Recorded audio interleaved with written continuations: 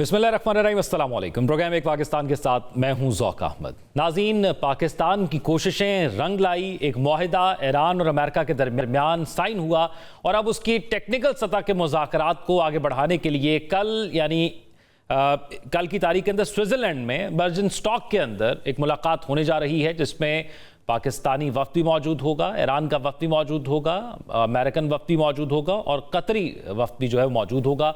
और जो ईरान का वफ़द है उसमें बाकिर कालिबॉफ, इस्माइल बकाई, नायब वज़ीर पेट्रोलियम और दीगर लोग शामिल हैं। जबकि अमेरिका के वफ़द के मुताबिक बताया जा रहा है कि वाइस प्रेसिडेंट JD वेंस वहाँ पर मौजूद हो सकते हैं। उनके साथ साथ उनके दीगर टीम मेंबरान भी वहाँ पर मौजूद होंगे। जेरेड कुशनर वहाँ पर ऑलरेडी मौजूद हैं, स्टीव विटकॉफ वहाँ पर ऑलरेडी मौजूद हैं। अब JD वेंस इस हवाले से एक स्टेटमेंट भी दे चुके हैं कि ईरान के साथ इस मुआहदे के हवाले से बड़ी अच्छी गुफ्तगू हो रही है। पाकिस्तान के वज़ीर दाखिला मोहसिन नकवी भी जो है वो आज ईरान के अंदर मौजूद रहे और ईरानी वफ़द ईरानी मीडिया के मुताबिक रवाना हो चुका है।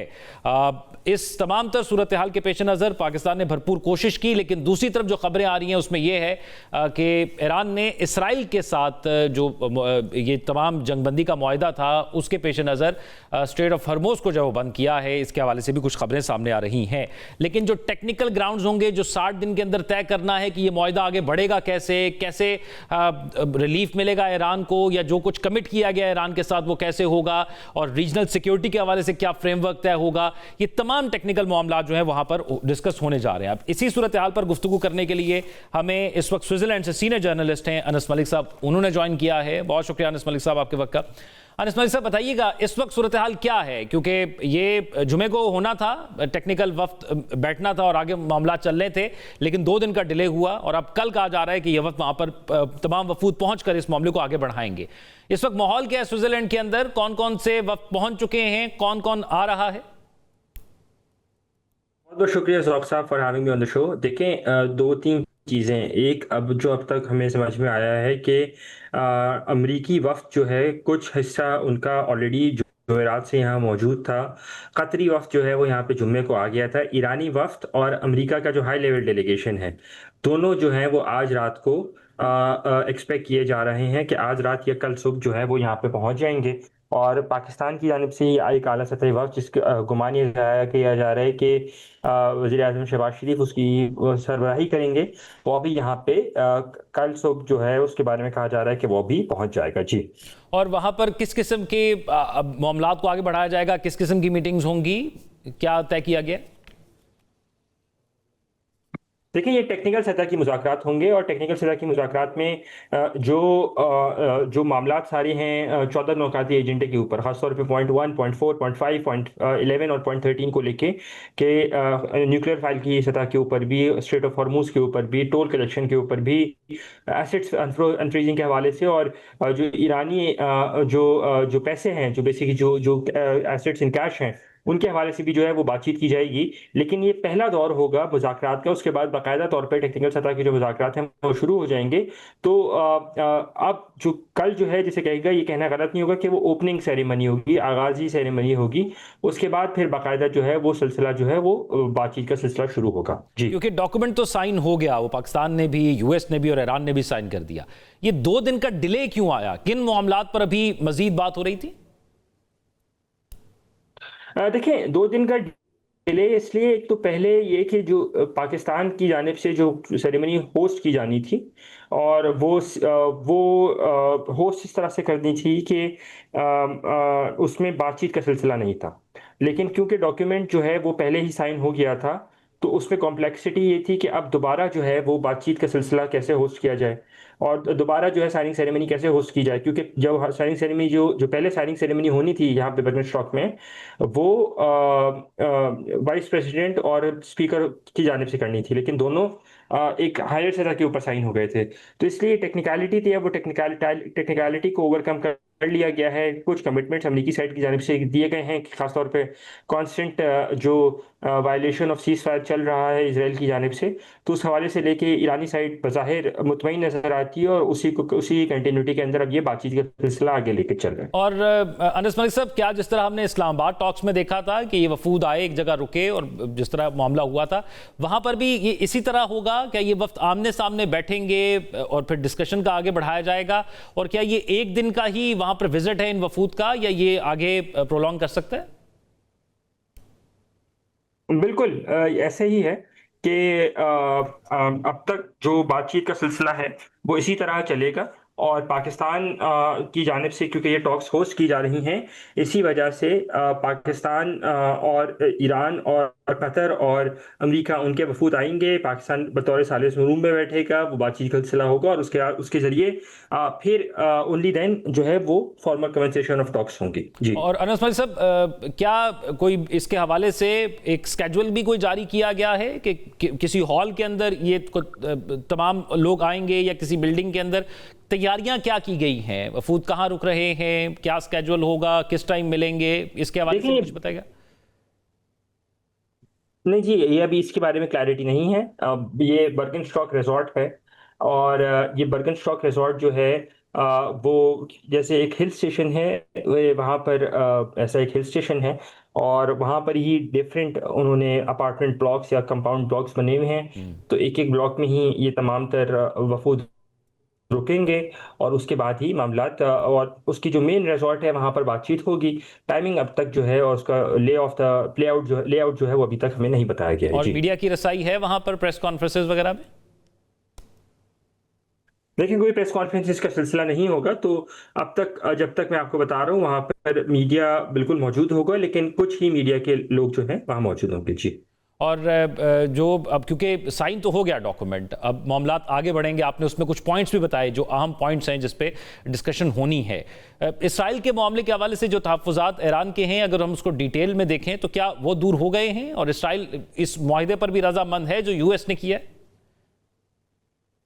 इजराइल की रजामंदी इस पूरे मामले पे देखें मैटर नहीं करती, और यही वजह है कि अमरीकी साइड ने कुछ अश्योरेंसेस बजरिया पाकिस्तान जो है वो इजराइल वाले मामले पर ईरानी साइड को कराई हैं, और वो उन्हीं अश्योरेंसेस की बुनियाद के ऊपर ये मामला जो है अब हमें आगे चलता हुआ नज़र आ रहा है।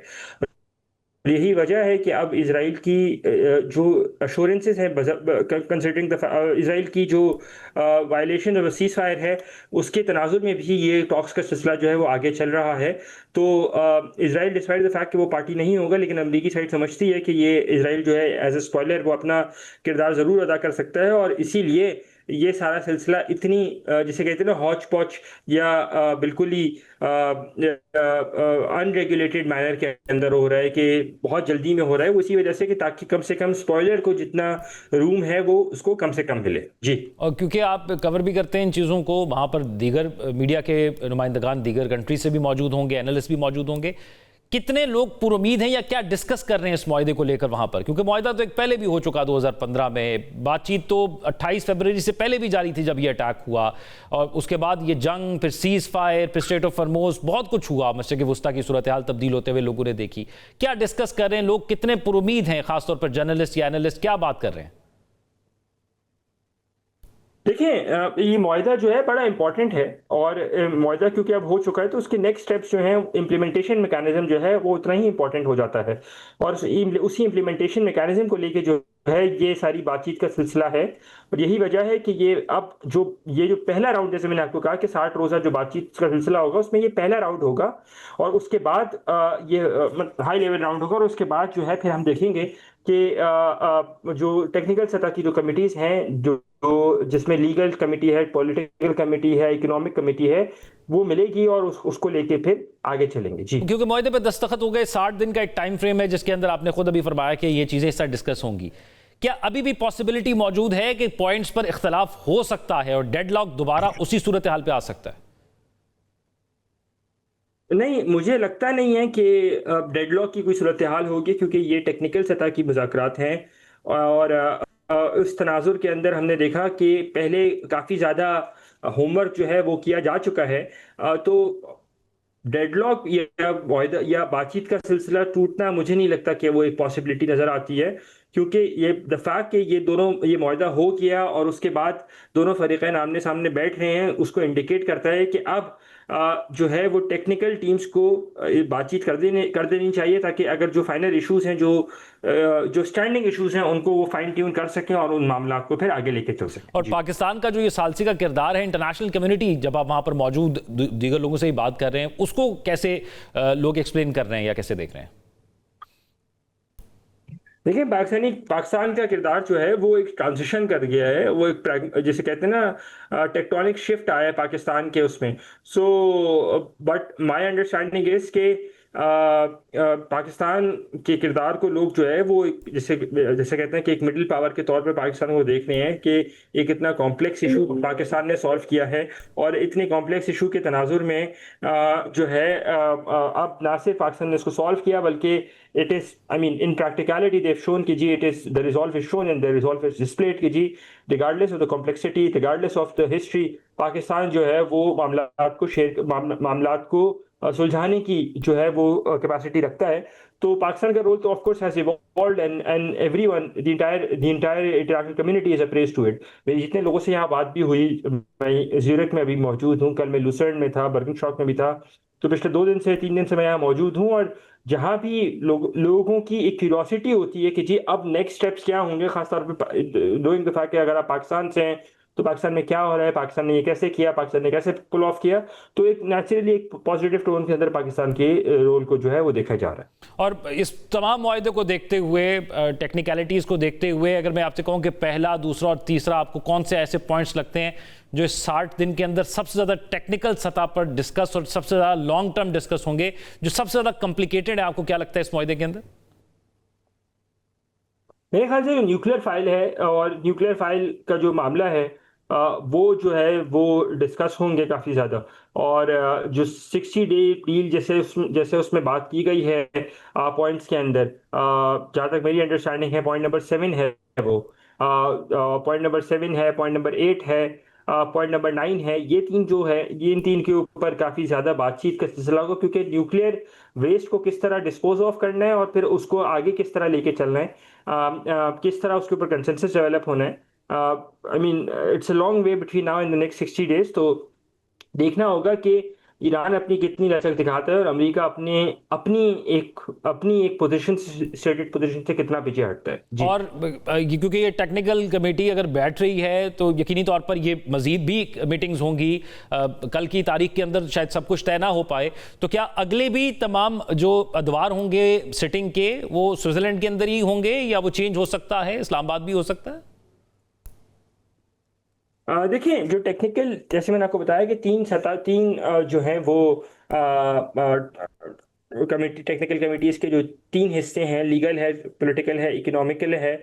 और जो लीगल जो है, मेरी अंडरस्टैंडिंग ये है कि जो लीगल सतह के ऊपर बातचीत होगी वो पाकिस्तान के मीडिएटर्स की तनाजुर के अंदर जिनीवा के अंदर होगी और ब्रसल्स के अंदर होंगी, नंबर 1। नंबर 2, जो टेक्निकल सतह के ऊपर होगी या इकोनॉमिक सतह के ऊपर होगी वो दोहा में होगी।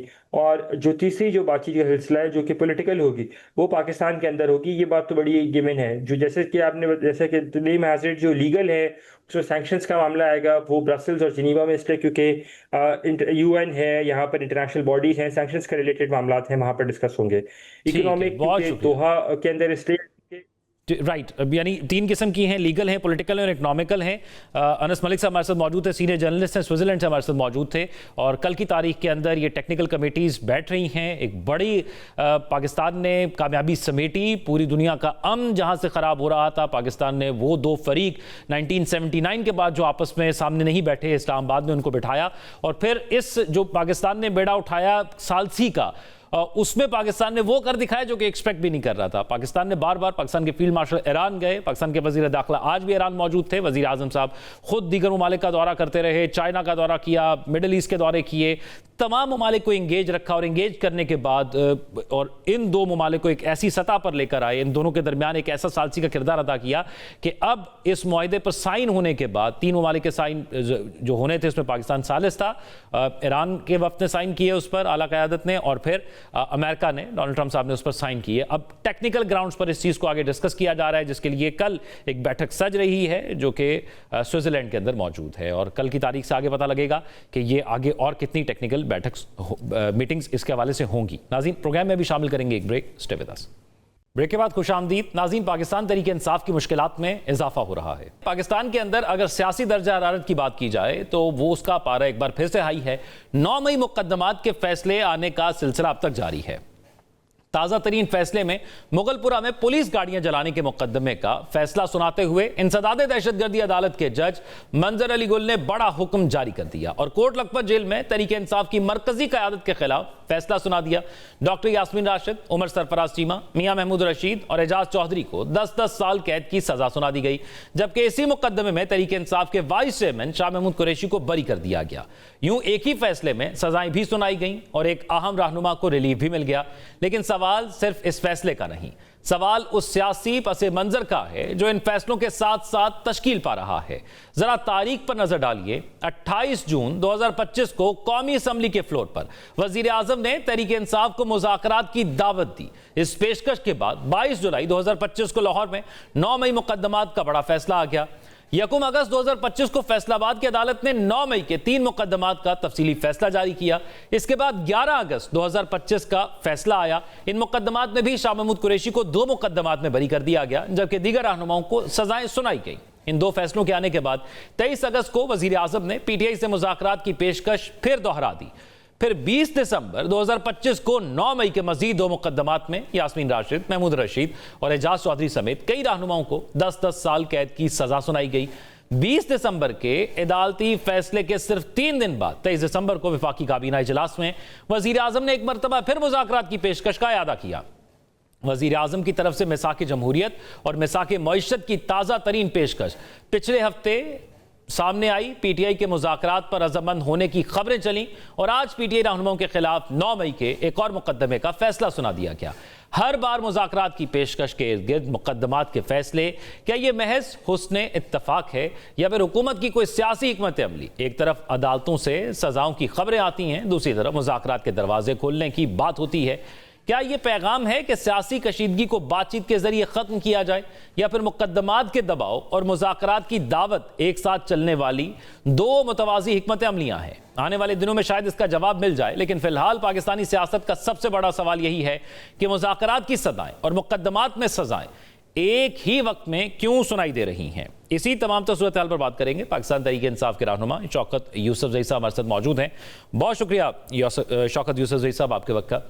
एक तो शौकत यूसुफजई साहब, ये पाकिस्तान तहरीक इंसाफ के रहनुमाओं को एक जो है कुछ और मुकदमात के अंदर सजाएं सुना दी गई हैं। दूसरी तरफ मिसाक जमहूरियत की बात की जा रही है, वज़ीर आज़म ने दावत दी है।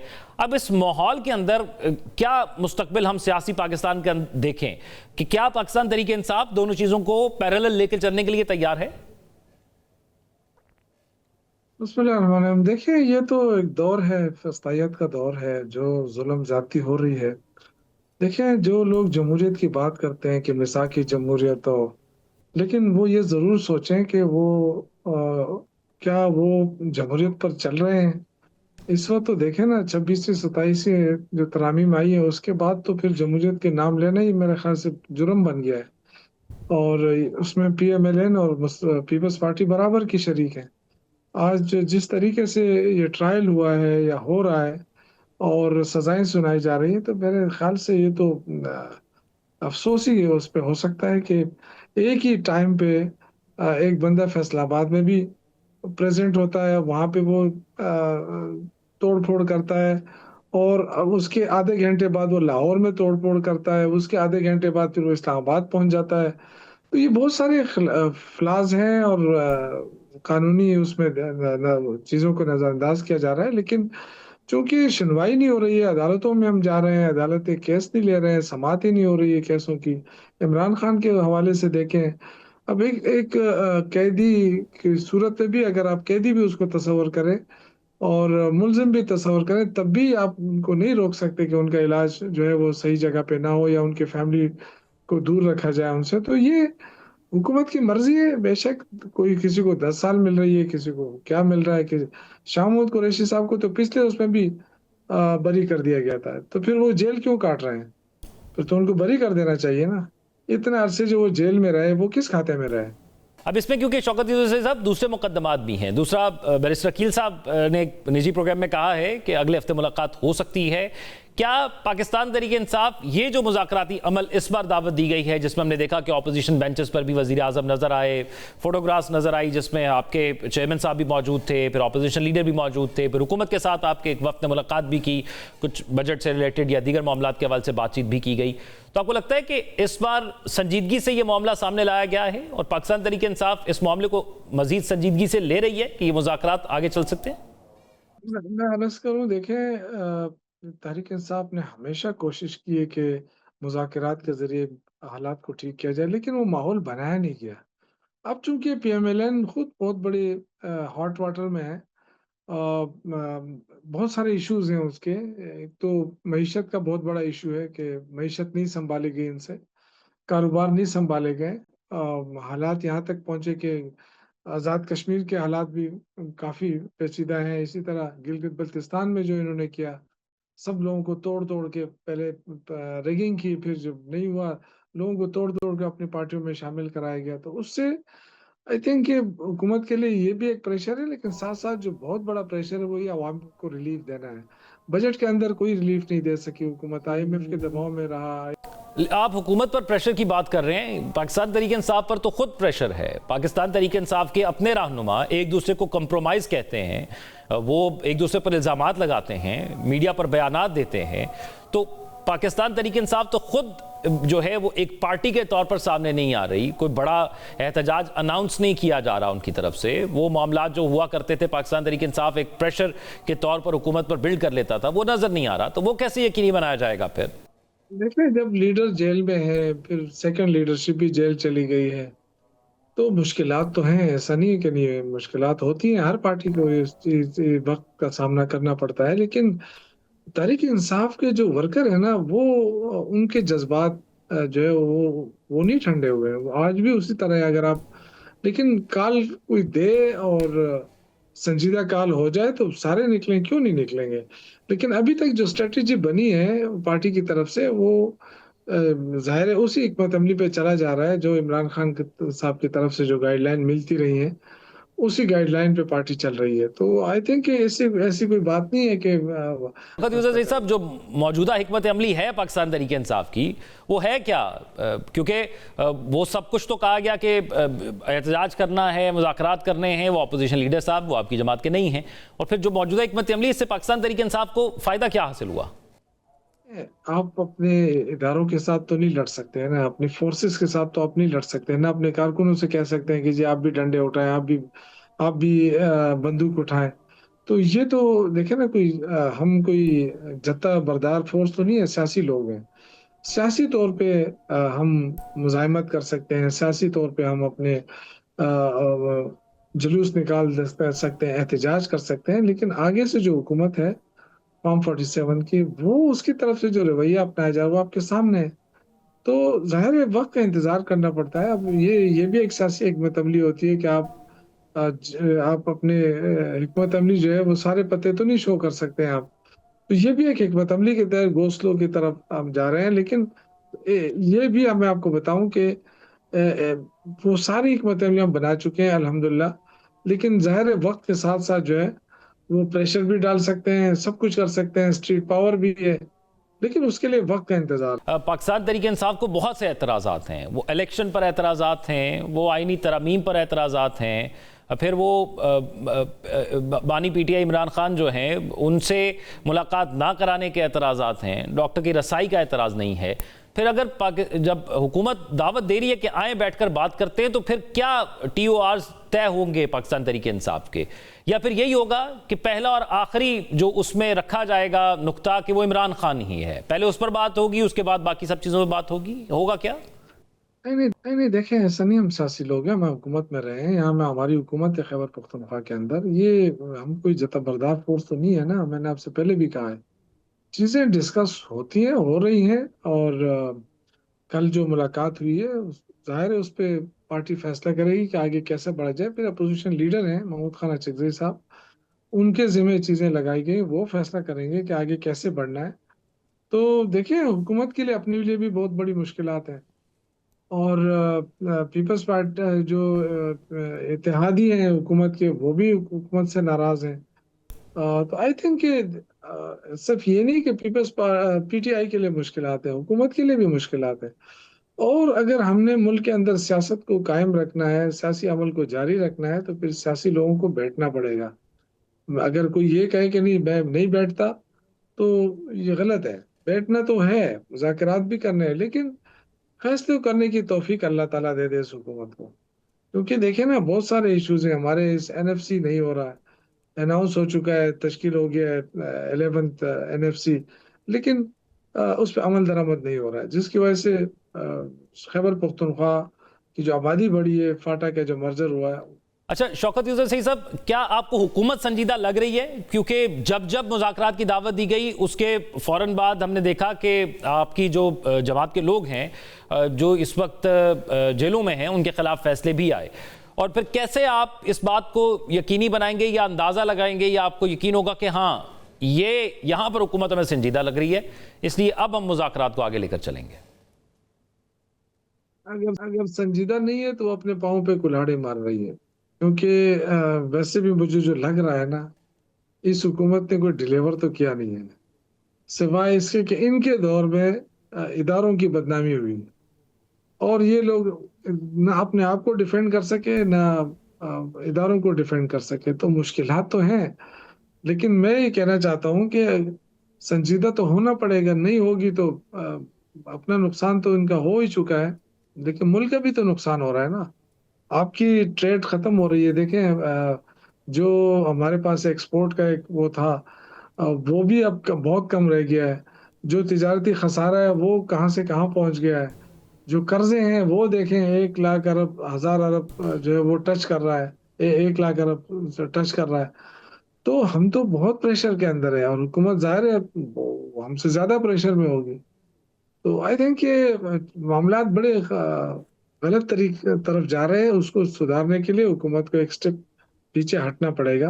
यानी आप ये समझते हैं कि हुकूमत की भी मजबूरी है अपोजिशन को साथ लेकर चलना, सियासी और मौशी इस्तेहकाम दोनों इस वक्त मजबूरी बनी हुई है हुकूमत की। बहुत शुक्रिया पाकिस्तान तहरीक इंसाफ से शौकत यूसुफ ज़ई साहब हमारे साथ मौजूद थे।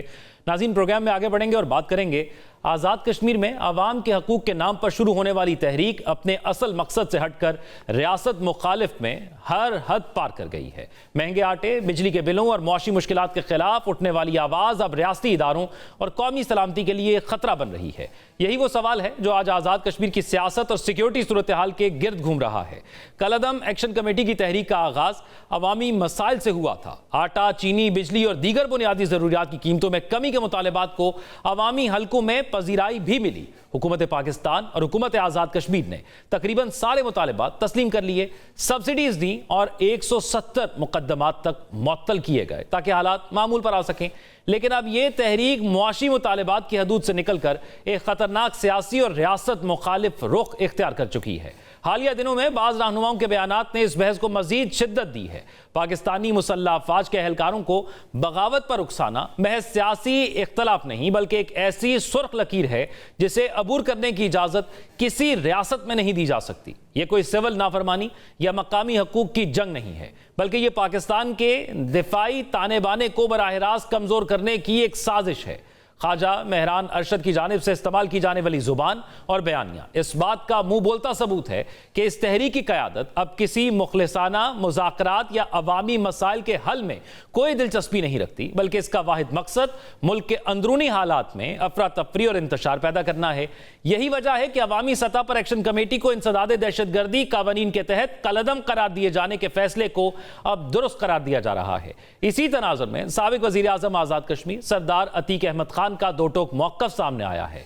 उनका कहना है कि फौज के खिलाफ नफरत अंगेजी और बगावत पर उकसाना नाकाबिले मुआफ़ी जुर्म है। उन्होंने कहा कि मुसल्लह अफवाज के खिलाफ बगावत नाकाबिले मुआफ़ी जुर्म है, ऐसे तखरीबकारों को चौकों पर सरेआम फांसी दी जाए। सरदार अतीक ने यह भी याद दिलाया कि कश्मीरियों और पाक फौज का रिश्ता महज सियासी नहीं बल्कि तारीखी, नजरियाती और कुर्बानियों पर मबनी ताल्लुक है, जिसे नुकसान पहुंचाने की कोशिश दरअसल कौमी वहदत को नुकसान पहुंचाने के मुतरादिफ है। तकरीब का नासिर की जानिब से आज़ाद कश्मीर के आइन से पाकिस्तान के साथ वफादारी का हलफ खत्म करने जैसे मुतालबात को कौमी सालमियत पर बराह रास्त हमला करार देते हुए सरदार अतीक ने मुतालबा किया कि कानून फौरी तौर पर हरकत में आए, मासूम और गुनाहगार में फ़र्क करे और मुजरिमों को कड़ी सजाएं दे कि ऐसी तखरीबी सरगर्मियों का जड़ से खात्मा किया जाए। नाज़रीन, प्रोग्राम में शामिल करेंगे एक break. Stay with us. Break के बाद खुशामदीद। नाज़रीन, जदीद टेक्नोलॉजी ने यह मुमकिन बना दिया है कि आपके घर की बिजली का बिल सिफर हो सकता है। वाकई वो दिन आ सकता है जब महीने के आखिर में मीटर रीडिंग का खौफ हो, ना फ्यूल एडजस्टमेंट का डर और ना ही वापटा महंगी होती बिजली सारिफ को परेशान करेगी। पाकिस्तान में महंगी बिजली से तंग आवाम के लिए यह अब ख्वाब नहीं बल्कि एक ऐसी हकीकत बनता जा रहा है जिसकी बुनियाद सूरज की रोशनी, बैटरी बैंक और नई तवानाई टेक्नोलॉजीज पर रखी जा रही है। पाकिस्तान में शमसी तवानाई या सोलर पैनल्स लगाने का सफर 2000 की दहाई में दूर दराज दही इलाकों से शुरू हुआ, जहां लोग छोटे सोलर सिस्टम से पानी के पंप और घरेलू रोशनियां चलाते थे। फिर तवानाई बहरान और तवील लोड शेडिंग के दौर ने आवाम को मुतबादिल तलाश करने पर मजबूर किया। 2014 और 15 में कायद आजम सोलर पार्क की तर्ज पर हुकूमत की तरफ से भी बड़े मंसूबे सामने आए, जबकि 2020 के बाद बढ़ते बिजली बिलों ने घरों, दुकानों और फैक्ट्रियों की छतों को सोलर पैनल से भर दिया। मीडिया रिपोर्ट्स के मुताबिक पाकिस्तान में तकरीबन 40 लाख से 60 लाख घराने, तकरीबन 20 से 25% पाकिस्तानी आबादी किसी ना किसी शक्ल में सोलर पैनल इस्तेमाल कर रहे हैं। सोलराइजेशन में पहले नेट मीटरिंग ने सार्फिन को उम्मीद दी कि इजाफी बिजली कौमी ग्रिड को फरोख की जा सकती है, लेकिन नेट बिलिंग पॉलिसी और निर्खों के मसाइल ने लोगों को सोचने पर मजबूर किया कि अगर बिजली खुद बन सकती है तो फिर कौमी ग्रिड की जरूरत ही क्यों है। यही वो तस्वुर है जिसे ऑफ ग्रिड या नेशनल पावर ग्रिड से आजादी कहा जाता है, मगर इस आजादी की असल कुंजी सोलर पैनल नहीं बल्कि बैटरी बैंक है। दिन के वक्त पैदा होने वाली बिजली को रात और खराब मौसम के लिए महफूज करना जरूरी होता है, इसीलिए इस वक्त लिथियम बैटरियां सबसे ज्यादा इस्तेमाल हो रही हैं। ये तेजी से चार्ज होती हैं, कम जगह लेती हैं और हजारों चार्जिंग साइकिल बर्दाश्त कर सकती हैं। एक मयारी लिथियम बैटरी कई बरस तक मौसर कारकर्दगी देती है, लेकिन इसकी कीमत अब भी आम सारिफ के लिए एक बड़ा चैलेंज है। यहीं से मुस्तकबिल की एक नई उम्मीद सामने आती है, सोडियम आयन बैटरियां। सोडियम यानी नमक, जो सस्ता भी है, वाफिर मिकदार में मौजूद है, ज्यादा महफूज समझा जाता है और कम दर्जा हरारत में भी बेहतर कारकर्दगी दिखाता है। आग लगने का खतरा भी नहीं, पैदावारी लागत भी कम और माहौल दोस्त खसूसियात इसे मुस्तकबिल की तवानाई जखीरा करने वाली टेक्नोलॉजी बना रही है। पाकिस्तान दुनिया के बड़े नमक के जखायर रखने वाला मुल्क अगर सोडियम के खाम माल से माला माल है तो क्या मुस्तकबिल में सोडियम आयन बैटरियां पाकिस्तान में तैयार नहीं हो सकती? क्या हम दरामदी बैटरियों की खरीदार रहेंगे या उनके बरामद कुनंदा बन सकते हैं? दिलचस्प बात यह है कि सोडियम के बाद सॉलिड स्टेट बैटरियां भी उफक पर नमूदार हो रही हैं। ये ज्यादा तवानाई जखीरा करती हैं, तेजी से चार्ज होती हैं और इनमें भी आग लगने का खतरा तकरीबन ना होने के बराबर है। अगर ये टेक्नोलॉजी आम हो गई तो शायद बिजली के बिल, लोड शेडिंग और ग्रिड पर इन्हिसार माजी की कहानी बन जाए। सवाल सिर्फ यह है कि क्या पाकिस्तान इस तब्दीली के लिए तैयार है और आम सारिफ अपना बिजली का बिल इनकी मदद से सिफर कैसे कर सकता है? इसी तमाम सूरत पर बात करने के लिए senior vice chairman of PSA हसनात खान साहब हमारे साथ मौजूद हैं। बहुत शुक्रिया आपके वक्त का। हसनात साहब, एक तो सबसे पहले आपसे ये जानना चाहूँगा कि क्योंकि सोलर सिस्टम की एक पूरी तारीख हमने अपने इंट्रोडक्शन के अंदर बता भी दी कि किस तरह सोलर सिस्टम से लोग अपने बिजली के बिलों को डिवाइड कर रहे हैं, या वो तमाम जो बिजली पर इन्हिसार कर रहे थे वो अब एक कुदरती एनर्जी रिसोर्स की तरफ लेकर जा रहे हैं। लेकिन बैटरीज ज़्यादा इंपॉर्टेंट हमें नज़र आती हैं जो उसको स्टोर करती हैं। तो पाकिस्तान में इस वक्त कितने किस्म की बैटरियाँ इस्तेमाल हो रही हैं इस सोलर एनर्जी को स्टोर करने के लिए? हैं वो इतनी इम्पोर्ट हो रही है कि अभी डिस्कशन कर रहे हैं और इसको फाइनलाइज की तरफ लेके जा रहे हैं कि बैटरी मैन्युफैक्चरिंग पॉलिसी पाकिस्तान में आ जाए। अभी जो पाकिस्तान में जो आपका कुछ सवाल था कि इस टाइम ज्यादा बैटरी चल कौन सी रही है, वो लिथियम आयन है एट द मोमेंट, क्योंकि चाइना जो एक वॉल्यूम में प्रोड्यूस कर रहा है that is lithium ion cells, लेकिन इन फ्यूचर वो सोडियम आयन के ऊपर आ रहा है। सोडियम आयन सेल्स उसने मैन्युफैक्चरिंग करना शुरू कर दिए हुए हैं, बट कमर्शियली उसको वाइबल बनाया जा रहा है। तो with in next few months आप देखेंगे कि जो लिथियम आयन के सेल्स हैं उसको रिप्लेसमेंट मिल जाएगी विद सोडियम आयन सेल्स। और हसनात साहब, ये क्योंकि लिथियम का जिक्र हुआ और सोडियम की बैटरी का जिक्र हुआ, तो इन दोनों में फर्क क्या है, खासतौर पर प्राइस, परफॉर्मेंस और सेफ्टी को देखते हुए? देखिए, जो प्राइस डिफरेंस है ना वो अच्छा खासा है। देखिए, जो मेन कॉस्ट होती है उसकी जो होते हैं आपका रॉ मटेरियल होता है। तो लिथियम आयन, क्योंकि पाकिस्तान में एक्सट्रैक्शन बहुत मुश्किल है और बहुत थोड़ा लिथियम आयन इस टाइम अवेलेबल है, तो पाकिस्तान में हम लिथियम आयन सेल मैन्युफैक्चरिंग या लिथियम आयन एक्सट्रैक्शन नहीं कर सकते, ना अभी तक की हमने। तो ये बड़ा अच्छा मौका है हमारे पास कि हम अभी जो नई टेक्नोलॉजी है वो सोडियम आयन की तरफ शिफ्ट हो रही है, जिसके सारे रॉ मटेरियल हमारे पास ऑलरेडी पाकिस्तान में अवेलेबल है। और इसकी वजह से जो सोडियम आयन की बैटरी के जो कॉस्ट है वो तकरीबन कोई half of the lithium ion battery जो है वो हो जाएगी। प्लस उसकी जो लाइफ साइकिल्स हैं वो भी इंक्रीज हैं। एक ड्रॉबैक है कि उसका वेट ज्यादा है सोडियम आयन का। तो जो वेट ज्यादा है उसमें बहुत से केसेस ऐसे हैं जहां पे तो वेट का कोई इशू नहीं होता, जहां पे आपने स्टोरेज के लिए इस्तेमाल करनी है बैटरी को, जहां पे आपने एनर्जी के लिए बैटरी को इस्तेमाल करना है तो कोई इशू नहीं है। हाँ, जहां पे आपने जैसे स्कूटीज हैं, बाइक्स हैं, जहां पे आपको एक इशू है कि आपने अपना वेट इंक्रीज नहीं करना, तो वहां पे हाँ ठीक है, लिथियम आयन या ग्रेफाइट यूज होगा। उसके अलावा जो सारी रिप्लेसमेंट ऑफ द बैटरी इस टाइम लिथियम आयन है वो इन फ्यूचर में सोडियम आयन की तरफ शिफ्ट हो जाएगी, और उसके साइकिल्स भी इंक्रीज हो रहे हैं। अभी जो आपके लिथियम आयन है वो तकरीबन 8,000 साइकिल या 6,000 साइकिल पे होते हैं, तो जो सोडियम आयन है उसके साइकिल्स भी काफी इसके डबल इंक्रीज और देखेंगे। क्या सोडियम आयन बैटरीज की प्रोडक्शन पाकिस्तान में की जा सकती है? देखिए, अभी जो असेंबली लाइंस हैं पाकिस्तान में वो तो तकरीबन 30-40 असेंबली लाइंस पाकिस्तान में आ चुकी हैं, और जो असेंबली लाइन पॉलिसी है जिसकी वजह से जो सेल की जो इंपोर्ट है, बीएमएस की इंपोर्ट है, और जो रॉ मटेरियल आपको एक बैटरी बनाने के लिए बाहर से चाहिए होता है उसकी इंपोर्ट के ऊपर टैक्सेस जीरो लगा दी हैं, जो कि अगले 3-4 साल के बाद भी दोबारा ऐड होना शुरू हो जाएंगे, ताकि उसकी भी लोकलाइजेशन स्टार्ट हो जाए पाकिस्तान में। तो अभी जो गवर्नमेंट है वो सेल मैन्युफैक्चरिंग के ऊपर डिस्कशंस कर रही है। पंजाब गवर्नमेंट जो है वो एक एंगल पे काम कर रही है जो कि सेल मैन्युफैक्चरिंग के ऊपर है, वो सोडियम आयन के ऊपर ही काम कर रही है। और इसके साथ साथ ही मैं बताता चलूं कि जो सेल मैन्युफैक्चरिंग की एक फैसिलिटी है वो इतना आसान नहीं है लगाना। आप अगर चाइना में भी देखेंगे तो ऐसा नहीं है कि आपको हर गली में मिलेंगे या हर जगह पे मिलेंगे। हाँ, असेंबल तो आप कर सकते हैं, लेकिन सेल मैन्युफैक्चरिंग करना इज अ हेक्टिक जॉब, और उसमें काफी सारा पैसा भी इन्वॉल्व होता है, जिसकी वजह से जो सेल मैन्युफैक्चरिंग है उसको as a national project Pakistan में हम रिकमेंड करते हैं कि उसको बनाया जाए, क्योंकि पाकिस्तान की जो रिक्वायरमेंट है वो सेल की और लिथियम की और सोडियम की, और इस तरफ जो बैटरी की जो रिक्वायरमेंट है वो इंक्रीज होती जा रही है। क्योंकि हमने देखा, ठीक है, आज फ्यूल सस्ता हुआ है तो हमारा फ्यूल भी सस्ता हो गया, लेकिन इंडिपेंडेंसी जो है, अब डिपेंडेंसी जो है दूसरे ममालिक में कि आपका फ्यूल वहां से आना है, कहीं भी कोई मसला आता है तो फिर आपको भी इशू आ जाता है, तो उसको सॉल्व करने के लिए आपको इंडिपेंडेंट होना पड़ेगा, और जिसकी वजह से हम गवर्नमेंट से ये बार बार गुजारिश कर रहे हैं कि इसको एज अ नेशनल पॉलिसी बनाया जाए। अब एक आम शख्स जिसका बिजली का बिल 300 से 500 यूनिट के दरमियान आता है, अगर वो अपने आप को बिल्कुल जीरो करना चाहे अपने बिल को, तो उसके हवाले से कितना खर्चा उसका हो जाता है और किस तरह वो अपने बिल को जीरो कर सकता है? तो देखिए, जो मेन चीज है ना कि जब पाकिस्तान में लोकलाइजेशन स्टार्ट हो जाएगी ना, वो चाहे सोडियम आयन बैटरी की हो या लिथियम आयन बैटरी की हो, अभी लोकलाइजेशन की जो पॉलिसी है उसके अंदर तकरीबन 40 टू इस टाइम 50% टैक्सेस लगते हैं जो कि बाहर से बैटरी आती है। तो जो लोकलाइजेशन जब कर रहे हैं उसके अंदर, उस पॉलिसी के अंदर जो हम इंसेंटिव दे रहे हैं यहाँ पे जो लोकल असेंबलर्स हैं उनको तकरीबन 45% जो है बैटरी की कॉस्ट कम हो जाएगी।